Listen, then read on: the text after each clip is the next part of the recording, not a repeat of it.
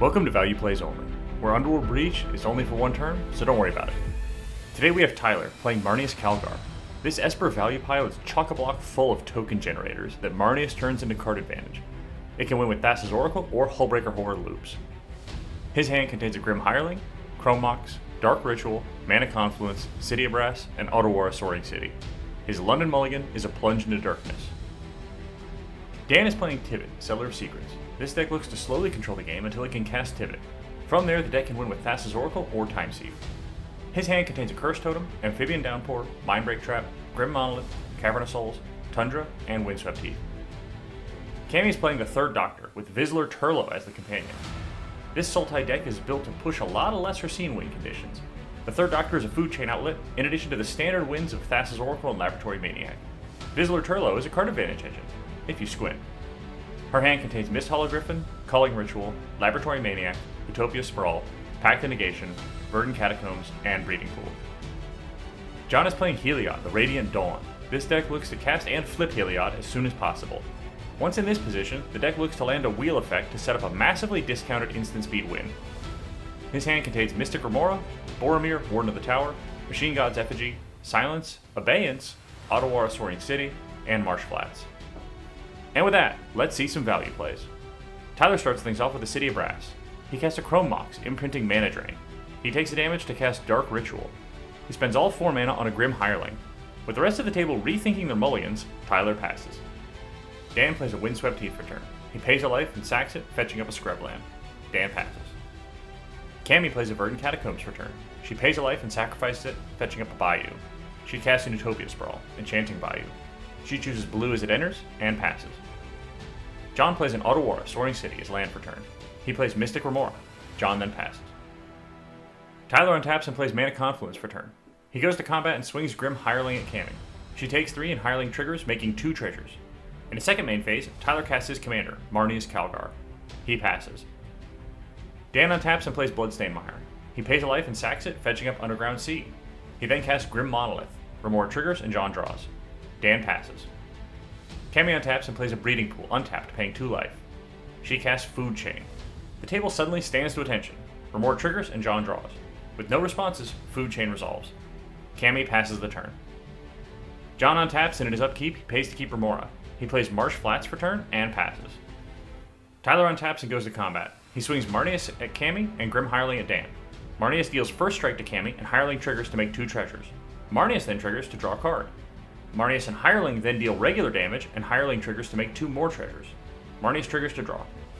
In his second main phase, Tyler casts an Esper Sentinel. He then casts Windfall. Remora triggers and John draws. In response to Windfall, John cracks his Marsh Flats and pays a life, fetching up a Tundra. He then casts Silence. It resolves, locking his opponents out this turn.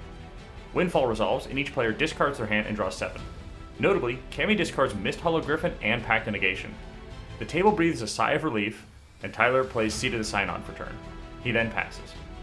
Dan untaps and plays a Sea of Clouds. He taps out for his commander, Tivit, Seller of Secrets. It resolves, and Dan votes to give himself 2 treasures, and his opponents give him 3 clues. Dan then passes the turn. Cammy untaps and thinks about her plays. John suggests she cast some cards into the Remora to help deal with Tyler's growing threat. Cammy responds, I may just win here. She plays a Marsh Flats for turn, and cracks it, paying a life, fetching up Underground Sea. Cammy casts Divining Witch. She follows it up with a Gilded Drake. It enters and exchanges control with Marneus Calgar. Happy with her turn, after deciding not to win it seems, Cammy passes. John untaps and pays 2 mana in his upkeep to keep Remora. He plays Polluted Delta for turn. Sadly, resigned to his fate as Table Police, he passes. Tyler untaps and plays a Cavern of Souls, naming Warrior as it enters. He casts Mockingbird with X equals 4. It enters as a copy of Marneus Calgar. It seems Tyler forgot he could just pay for Gilded Drake, and life moves on. Tyler goes to combat and swings Gilded Drake at John and Grim Hireling at Cammy. They take the damage, and Grim Hireling makes 4 treasures. Marneus triggers to draw a card. In his second main phase, Tyler casts an Ocelot Pride. He activates the ability of Grim Hireling to pay 1 mana and sacrifice a treasure to give Divining Witch -1/-1 until end of turn, killing it. Tyler then passes. Dan untaps and plays a Meticulous Archive for turn, surveilling 1. He keeps the card on top. Dan goes to combat and swings Tivit at Cammy. Cammy takes 6 and Tivit triggers. Dan makes 2 more treasures and 3 more clues. He then passes the turn with 7 mana showing. Cammy untaps and plays a basic island for turn. She exiles a Sylvan Safekeeper to evoke Endurance. It enters and triggers, targeting herself. Cammy puts her graveyard on the bottom of her library. With the evoke trigger to sacrifice on the stack, Cammy exiles Endurance to Food Chain for 4 creature mana. She spends 3 of it and taps an island to cast her commander, the Third Doctor.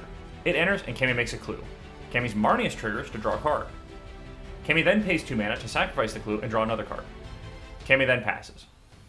In her end step, John pays a life and cracks Polluted Delta to fetch up Hollowed Fountain, paying 2 life to have it come in untapped.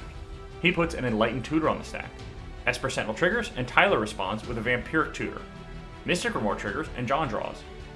Vamp Tutor resolves, and Tyler puts a card on top of his library and loses 2 life. He then draws for Esper Sentinel. Enlightened Tutor resolves, and John puts a Phyrexian Metamorph on top of his library. The turn then passes to John. John untaps and lets his Remore die. He plays a Windswept Heath for turn. John then casts Phyrexian Metamorph, paying 2 life as an additional cost. It enters as a copy of Tivit. John makes 2 treasures and 3 clues. He pays 2 mana for a Talisman of Progress. Esper triggers and Tyler draws. John pays a life and cracks Windswept Heath to fetch up a basic Plains. He then casts Felwar Stone. With that, he passes. Tyler untaps and plays Underground Sea as land for turn. He casts a Wishclaw Talisman. He then goes to combat and swings Ocelot Pride and Marneus at Dan, and Gilded Drake at Cammy. Dan takes First Strike and Hireling triggers, making 2 treasures. Marneus triggers and Tyler draws.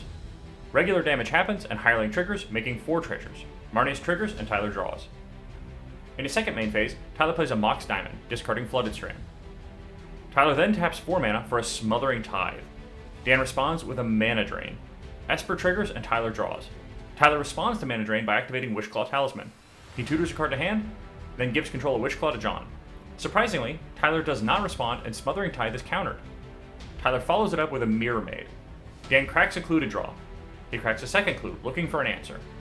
Mirror Maid resolves and enters as a copy of John's artifact Tivit.